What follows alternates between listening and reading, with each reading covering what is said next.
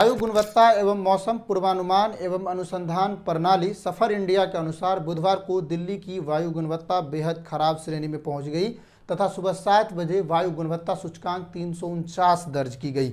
सुबह साइकिल चलाने निकले एक निवासी ने समाचार एजेंसी एएनआई को बताया, दिवाली से पहले ही प्रदूषण इतना खराब हो गया है कि लोग वाकई में परेशान हैं।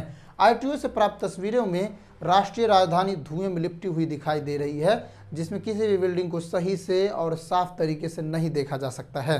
सड़कों और गलियों में लगी धुंध, इमारत के ऊपर दिख रही धुआं और वाहनों की प्रदूषण एवं अन्य चीज लोगों को बंद कमरे की एहसास करा रही है, जिसमें धुएं ही धुएं हैं। राष्ट्रीय राजधानी में वायु की गुणवत्ता खराब होने पर दिल्ली के पर्यावरण मंत्री गोपाल राय ने हरियाणा, उत्तर प्रदेश और राजस्थान के परिवहन मंत्रियों को पत्र लिखकर उनसे अपने राज्यों से दिल्ली में डीजल बसों के प्रवेश पर रोक लगाने का आग्रह किया है।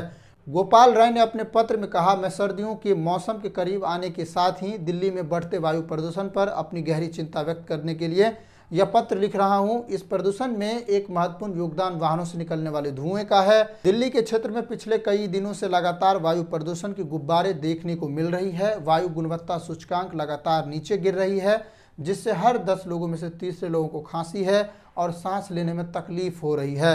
लोगों के आंखों में जलन के अलावा सांस लेने में तकलीफ और चेहरे पर भी खतरनाक असर देखने को मिल रहा है।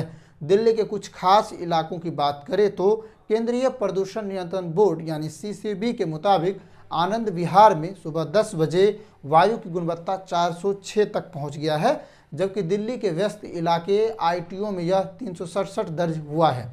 रोहिणी में वायु प्रदूषण का सूचकांक 10 बजे तक खतरनाक स्तर के बेहद करीब पहुंच गया। इस इलाके में AQI 394 दर्ज हुआ है।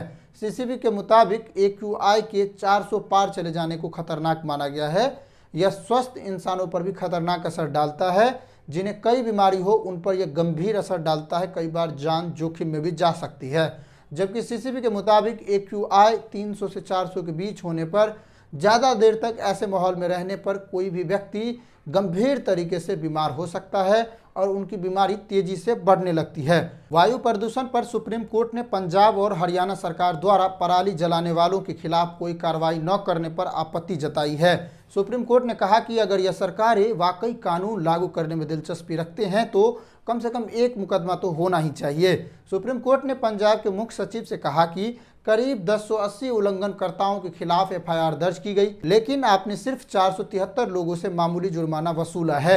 आप 600 या उससे ज़्यादा लोगों को छोड़ रहे हैं। हम आपको साफ साफ बता दें कि आप उल्लंघनकर्ताओं को संकेत दे रहे हैं कि उनके खिलाफ कोई कार्रवाई नहीं किया जाएगा। यह पिछले 3 सालों से हो रहा है और अभी भी चल रहा है। दिल्ली की वायु गुणवत्ता कहाँ तक गिरेगी, लोगों को क्या होगा और क्या बातें सामने आएगी, कौन इसका जिम्मेदार है, हर साल यह कहानी चलती रहती है।